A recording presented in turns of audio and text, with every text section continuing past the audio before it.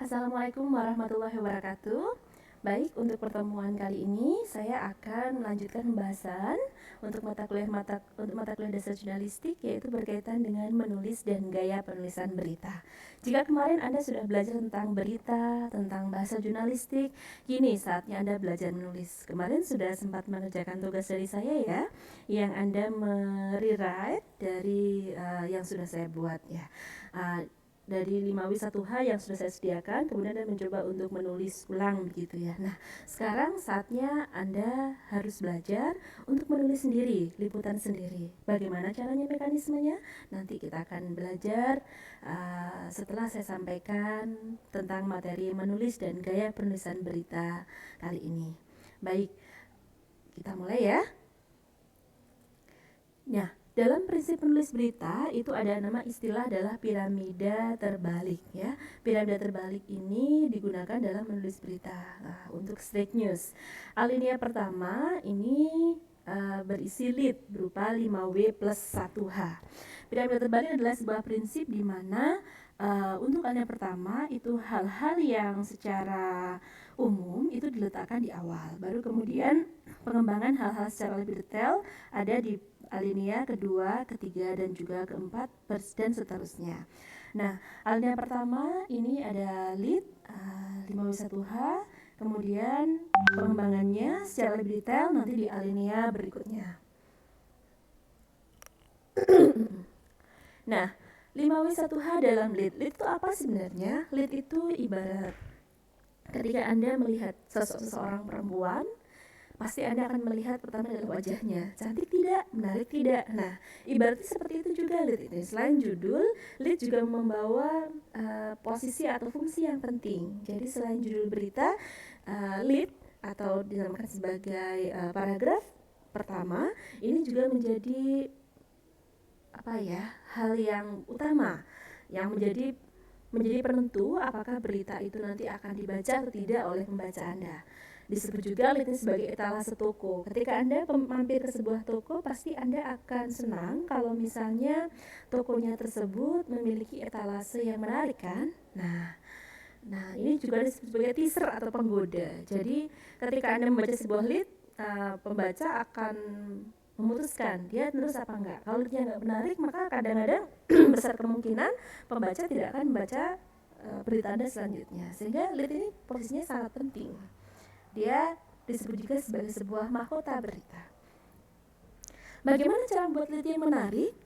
Lead yang menarik adalah lead yang mengandung 5W plus 1H dan memiliki punch. Nah, punch ini adalah membuat pembaca merasa kaget, terperangah, tertarik, tertonjol, atau membuat dia, oh what next gitu ya. Oh apa ya berikutnya ya. Apa yang akan terjadi di paragraf berikutnya, misalnya begitu. Jadi tidak hanya sekedar mengandung fakta berita atau 5W1H, namun dia juga harus memiliki punch ya. Kalau Anda berbicara berkaitan dengan stand up comedy, biasanya ada punchline gitu ya, sesuatu yang membuat menonjol atau sesuatu yang membuat orang itu jadi tertarik atau terkesan dengan apa yang Anda bicarakan. Begitu juga dengan lead gitu. Lead itu juga membuat pembaca merasa kaget, terperangah, tertarik atau tertonjok. Nah, begitu. Nah, ada banyak sekali macam lead ya. Ada lead ringkasan, ini biasanya digunakan untuk straight news. Ada lead retorika untuk straight news dan lead stilistik, biasanya digunakan untuk feature news. Bisa juga straight news yang ditulis dalam bentuk features. Jadi ada beberapa jenis ya. Ini apa yang maksud dengan straight news yang ditulis dalam bentuk features? Jadi ini straight news tapi rasanya agak sedikit features. Nanti Anda akan belajar di tahap berikutnya. Lead yang berbicara adalah lead yang panjangnya tidak terlalu panjang, maksimal 30-45 kata. Jangan sampai lead itu jadi 10 baris atau 15 baris kepanjangan. Biasanya cukup 3-4 baris untuk lead itu. Dia singkat, pendek, 30-45 kata, tapi dia menjadi penentu apakah membaca berita itu atau tidak.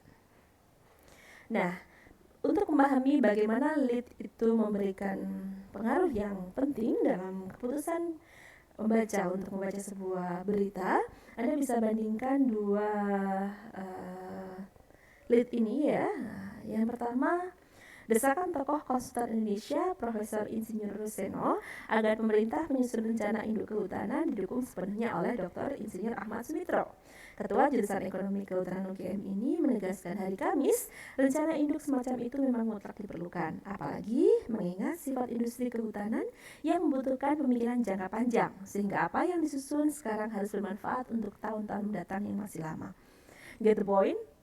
Kalau saya tidak ya, coba bandingkan dengan ini. Profesor Insinyur Russono mendapatkan dukungan penuh sehubungan dengan desakannya agar pemerintah secepatnya menyusun rencana induk kehutanan. Dukungan itu datang dari Ketua Jurusan Ekonomi, Dr. Insinyur Ahmad Sumitro, ketika dihubungi di kantornya Kamis lalu. Oke, sudah bisa tahu bedanya? Anda bisa bedakan antara lead pertama dengan lead kedua? Lebih ringkas yang mana? Lebih ringkas yang biru tadi? Yang background biru atau yang ungu? Oke.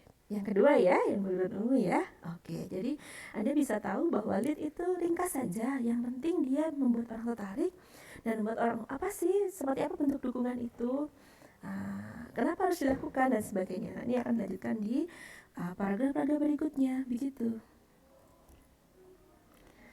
Nah, kemudian membuat lead retorika. Retorika ini untuk apa ya? Kita bisa cek lagi. Ini untuk strike news. Maaf. Lead retorika biasanya ditulis dengan efek yang dramatis. Aku masuk ke dalam rumah tadi dan melihat seorang gila sedang duduk di kursi tamu. Seorang gila sedang duduk di kursi tamu ketika aku masuk ke dalam rumah tadi. Ketika tadi aku masuk ke dalam rumah, aku melihat seorang gila sedang duduk di kursi tamu. Tadi aku masuk ke dalam rumah dan di sana di kursi tamu aku melihat seorang gila sedang duduk. Mana yang paling memberikan efek punch, dramatis? Yang ketiga ya. Ya, oke. Jadi bisa paham ya gimana membuat lead dengan satu kata, satu kalimat aja begitu. Nah, kemudian ini lead yang digunakan untuk stilistik itu untuk features begitu ya.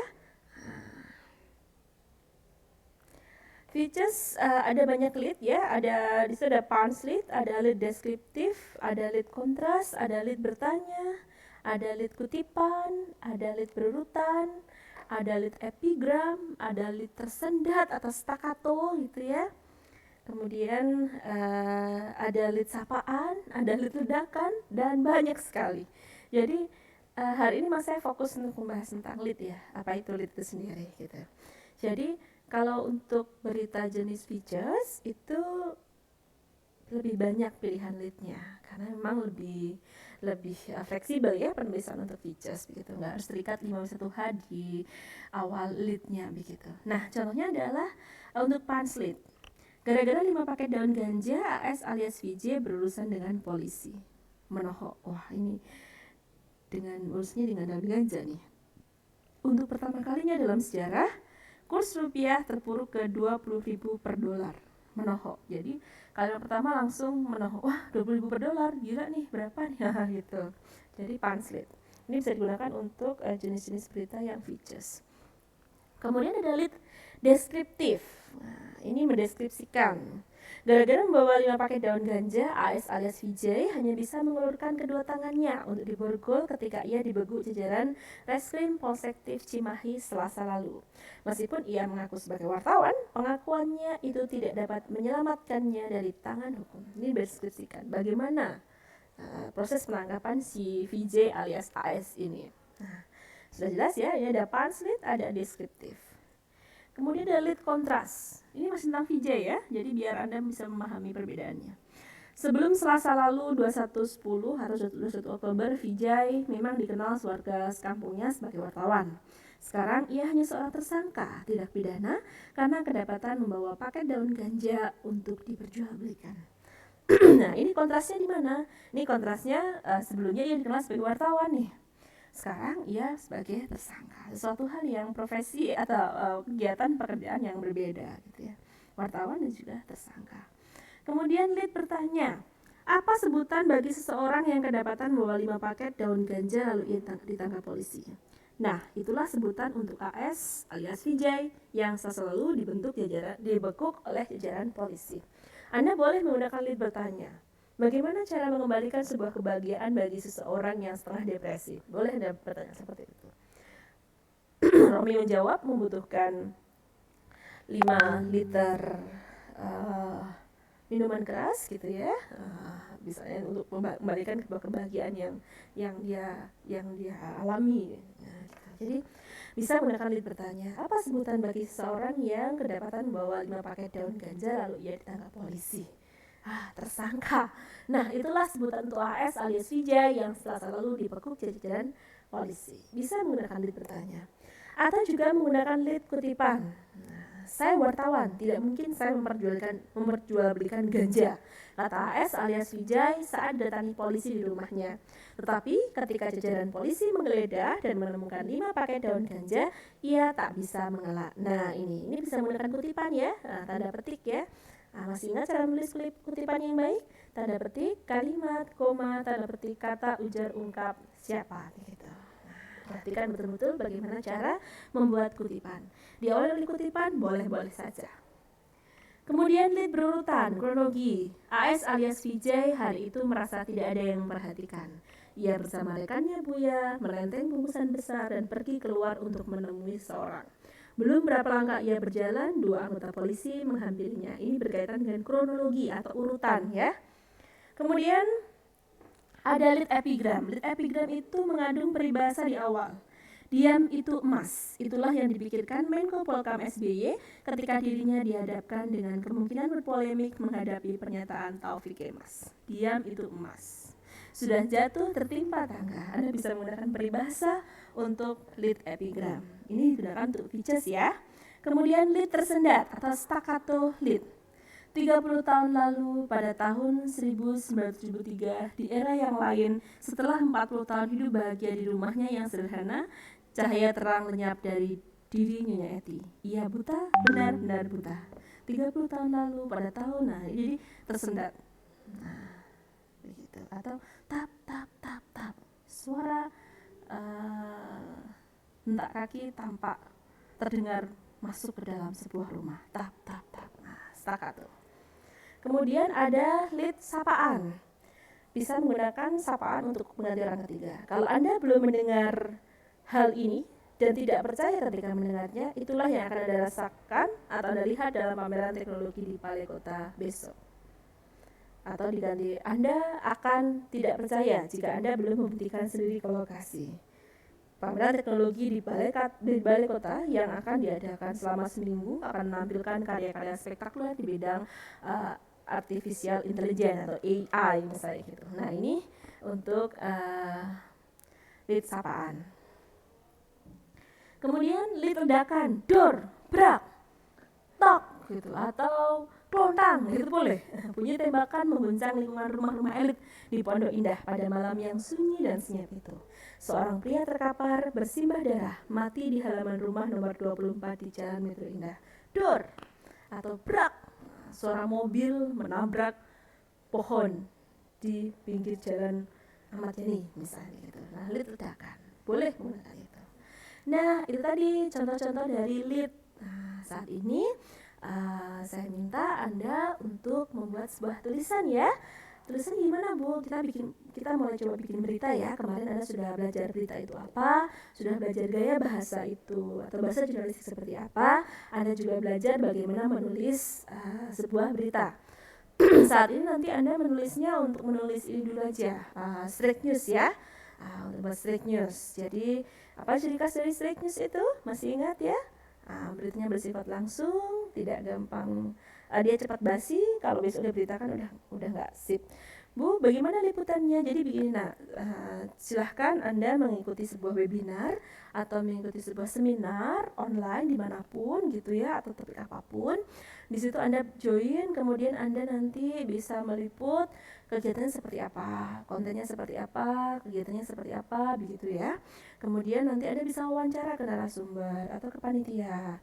Jadi setelah acara Anda bisa minta kontak untuk bisa tanya jawab, atau ketika Anda bisa memanfaatkan fitur Q&A, jadi tanya dan jawab untuk menanyakan ke narasumber, itu bisa Anda jadikan sebagai sumber bahan liputan. Nah, dari situ Anda bikin sebuah tulisan berita yang ringan dulu, minimal 300 kata ya.